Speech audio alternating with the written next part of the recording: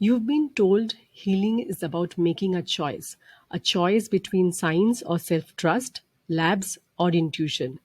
But what if that choice is exactly what's keeping you stuck in a cycle of symptom, frustration, and flares? So, what if healing was never about choosing a side, but about coming home to all of you? So you've tried the protocol, supplement, diets, mindset work. Maybe you've even tried yoga, journaling, meditation. It comes, but healing that lasts doesn't come from choosing either this or that. It comes from learning to hold both. And in this episode, I share why so many women stay stuck in a cycle of chronic symptoms, not because they're doing it wrong, but because they've been taught to heal in pieces. And you will hear my story in this. You will hear the cost of ignoring our inner world and what it really takes to rebuild your health, and not just based on your labs. If you've done everything right and still don't feel better, this episode is for you. Let's explore what happens when strategy meets soul. So I wanted to become a doctor when I grew up. Partly the reason was that my father died of cancer when I was 12, and I wanted to be a part of medicine that would actually find a cure for cancer. And partly I believed that conventional medicine was the only way to manage illness or prevent a disease, and that it was our only chance. But I didn't get through to medical college. So I did the next best thing I could. I majored in physics instead, and that was my undergraduate program, which is basically called graduation in India. And for a really long time, coming from this background of science, which I've done right from school till college, I believe that was the only way to deal with ill health, to get answers for difficult questions, or pretty much anything else in our lives. And yes, that's true, that science is able to give us answers for many things in our life. It provides solutions, it provides life saving medicines. And but I also believe that everything had to be based on science or logic or nothing else. And in other words, my entire focus was only on strategy, productivity, and efficiency. And all these factors, unfortunately, lie outside of us.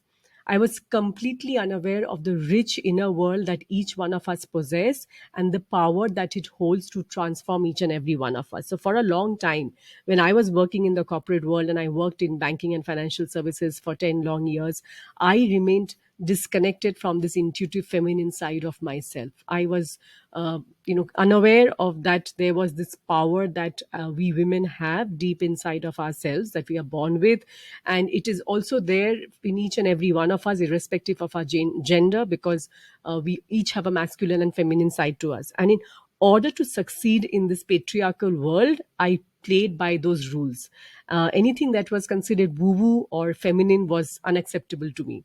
Fast forward to today. Now I believe and I know that each one of us, as I mentioned, irrespective of gender, have a feminine and masculine side to us. And we need a balance of both. We need a balance of both to be happy, to be in harmony, and to really thrive. But just like me, many women are taught to either disregard or suppress their femininity. And this is just so that we can, uh, you know, we can succeed in other people's terms. We can fit in.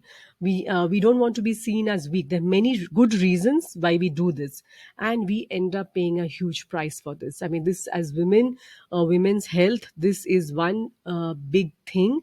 By ignoring our body's internal messages, inner guidance system, we pay a huge toll over the years.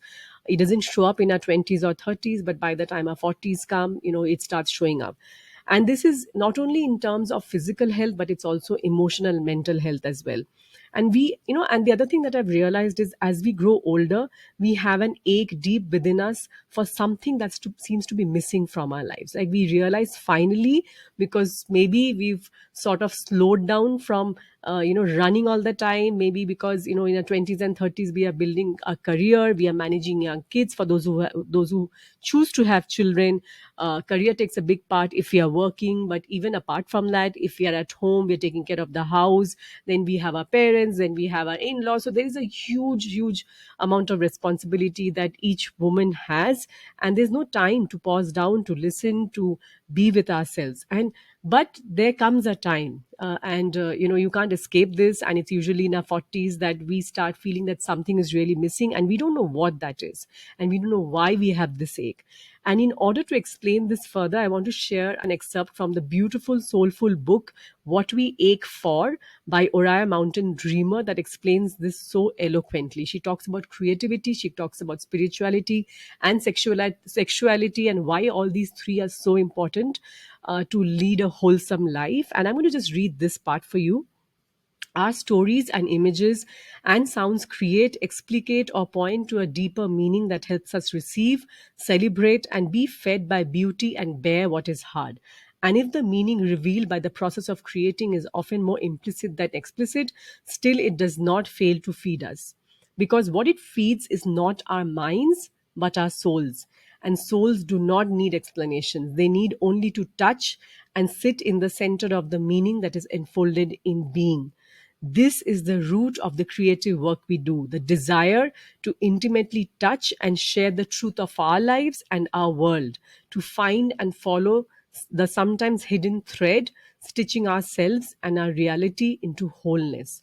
This wholeness is what we ache for, the home we fear we have lost and to which we long to return. And I think each and every one of us reaches a point in our lives where we are looking for this wholeness, this home that we had access to so easily when we were very young children, but we are conditioned literally out of it by the time we are in school, primary school, even in primary school, and definitely by the time we are adults, we are more or less completely out of touch with this part of ourselves.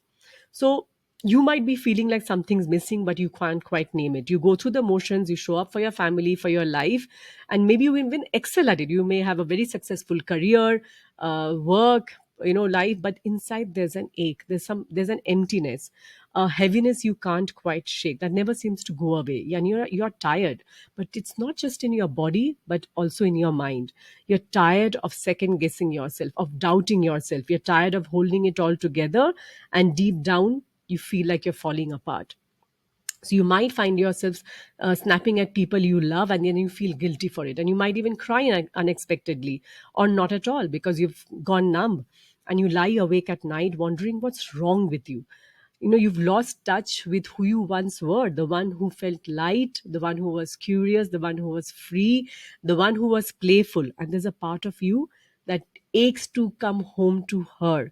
I know that ache. I have lived with it, like many other women.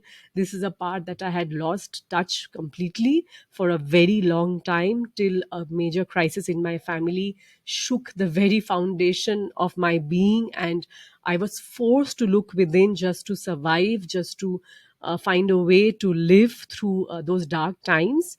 And I've talked about it in many of other episodes. In episode 1, where I talked about my daughter's health issues, and this reconnecting with that part of myself was what helped me pull through those times, be there for my family, and help get my daughter's health under control. And I became a health coach in the process, and I'm here for you today because I know the pain, that many people go through when they are in that dark place. And that's why this episode matters, because I realized long time ago, and you might realize it now after this episode, that healing is not just about your symptoms.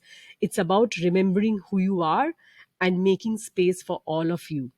Because the real problem is not your inflammation, it's not just your hormones, it's not an imbalance or sluggish thyroid, even though all of them are very important and they definitely need to be addressed.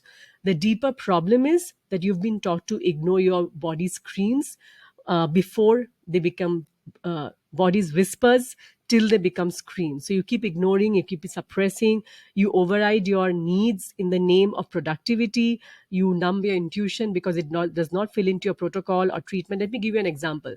Like when you want to go to the bathroom, because we women are so used to holding on to our pee, and not going to the bathroom when we are traveling. We tend to do that even when we have access to a clean toilet, right? When we are working, I've done it so many times that I can fail to, count to fail fail to count those times. On numerous occasions, even after knowing this, I tend to do that at times. But this is just one way that we are suppressing what our body actually needs at that time, right? It's a very small thing, but it's just a symptom of what we do, the way we suppress our body's needs. So typically, we end up chasing external solutions instead of pausing long enough to ask, what does my body need right now? What is it trying to tell me? Because you've been conditioned to believe that healing is all about doing, fixing your body, fixing your diet, fixing your gut, fixing your life. But when you only focus on fixing, you miss the deeper listening. And without that listening, true healing can't happen. It cannot be sustainable, and your symptoms just keep returning. And I call this the disease merry-go-round, because so many of us, that's true. You're on this merry-go-round and you're just going round and round in circles. You're never really able to get off it, because your symptoms keep coming back. And it's not because you're broken or your body is broken, because your body is trying to protect you.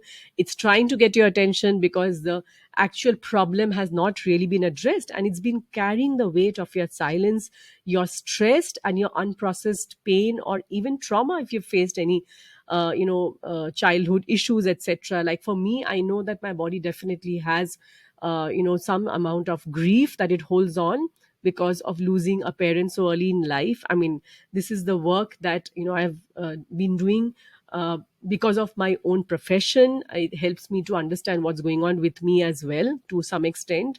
And it's good, I realize that it's going to be a lifelong endeavor, a lifelong practice to process that grief. And it's a gap that can never really be uh, completely filled, and that's okay. I mean, I have learned over the years how to live with it. I am able to express and talk about it, and hopefully I'm able to share some of these things with you, and it proves to be medicine for you, because your body again is trying to get at your attention, and it's not trying to punish you but to wake you up. So you need to know how to listen to your body's language, because you've already tried everything they've told you to. You've cleaned up your diet, maybe you've gone off gluten, dairy, nightshades, you've taken the supplements, you've done the journaling, the meditation, the mindfulness practices, the yoga, and you've done the work. And if yet something still feels off, then you know that there is something that you're missing. And it's often because you were only ever handed fragments. It's these fragments of advice, fragments of healing, fragments of your own story. You were not taught to treat your body like like it's already whole. You were taught to treat your body like it's, it has to be a machine which has to be fixed, rather than a messenger that needs to be understood. And most importantly, you were taught to pick a side. Either it's science or soul, either it's lab tests or intuition, or structure or softness. But true healing will never ask you to pick a side. It asks you to come home to yourself. So when all those well intentioned strategies did not give you the lasting relief that you were seeking, you thought you were the problem. But you're not. What hasn't worked for you, it's because of the fragmented pieces of advice and the fragmented way that you've been taught to heal. And the answer, the solution is integration. That is what works. You stop outsourcing your healing, and you start reclaiming your inner knowing, because it's already there within you. Your body knows how to heal, it just needs your support. And when you start doing this, things start to shift in ways that you can't even predict. It's the same with my daughter, with my own health issues when I've had. It's the same thing with my clients, that when they start doing this inner work, things start to shift that go beyond their physical symptoms. Because you need a new way to heal, one that honors your biology and your inner wisdom. And you need a framework that does not tell you what to do, but teaches you how to listen. Because only by listening can you learn how to decode your symptoms, and that is the language of your body. So you need a framework that guides you to create a protocol, not from a place of fear, but from a place of knowing, of understanding, and of listening. And that's exactly what we do inside the Body Wise Reset. It's based on the Body Wise healing framework, the methodology, because you learn how to ask better questions, and you stop treating your body like your enemy. and you start building a rhythm that includes rest, nourishment, boundaries, and nervous system support. All the things that all the ingredients that your body actually needs to thrive. Because again, once again, and I've talked about this earlier in earlier episodes as well, healing is not about adding more to your plate. It comes from simplifying, and it comes from aligning your actions with what your body really needs from you. So tonight, let me just share one small activity that you can do with a small, powerful, immediate, effect that it can have on your life. So tonight, instead of scrolling through your phone before bedtime, put one hand on your heart and one on your belly, and just pause and ask yourself this. What? Ask your body this question: what do you need from me right now? And when you pause and listen, your body will tell you. Sometimes it might be, I am tired and I need to sleep now. I need a good cry, right? I'm sad for some reason. It's maybe a grief, maybe sadness that you did not really acknowledge. And sometimes I need less noise. So you need a bit of peace and quiet. Listen without judgment, without trying to fix anything. Write it down and do it again tomorrow night. Do it as many times as you need to. This is how you begin the shift from overwhelm to insight. That's where real healing begins. Because on the other side, if you stay in survival mode, this the mode that I'm talking about. By doing this activity will shift you from the fight or flight mode, which is a survival mode, to the rest and digest mode, which is a healing mode. But the longer you stay in survival mode, doing all the right things on paper, but your soul is quietly withering away, the harder it becomes to hear what your body is actually saying. And healing is not just about getting rid of symptoms, it's about coming back into relationship with yourself, your body. It's about knowing what to do when that flare hits. It's about having the tools that don't require perfection, they just need your presence. It's about building rhythms that feel nourishing and not add in doesn't add more pressure. And it's about remembering that you are not too sensitive, too slow, too lazy, or too complicated. You're just somebody whose body has been trying to get her to listen, and you're finally ready now. So when you finally stop fighting yourself, your body, you can bring both strategy and soul to your healing. And it's not going to just show on your lab results, it's going to show in your life. That's the beauty of this kind of approach. So you don't need another protocol, you need a pathway which brings you back home to yourself. And that's exactly what I teach inside the Body Wise Reset. So if this episode resonated with you, if you're ready to stop healing in fragments and start creating wholeness, then I invite you to join the waitlist for the Body Wise Reset group program. It's where strategy meets soul. It's where you decode your symptoms, you simplify your healing, and help you finally feel better without the overwhelm. So you get early access, behind the scene updates. You can head to anindita.com/reset waitlist. That's anindita.com/reset waitlist, or click on the link in the show notes to join the waitlist. And before we wrap up, here's the body wise wrap up for what we covered today. Number one, you've been told to choose between science and soul, but real healing happens when you integrate both. Number two, symptoms are not just physical, they're emotional and energetic too. If your body is asking for a different kind of feeling, and that is what it shows up in terms of your headache, the exhaustion, the sense of disconnection.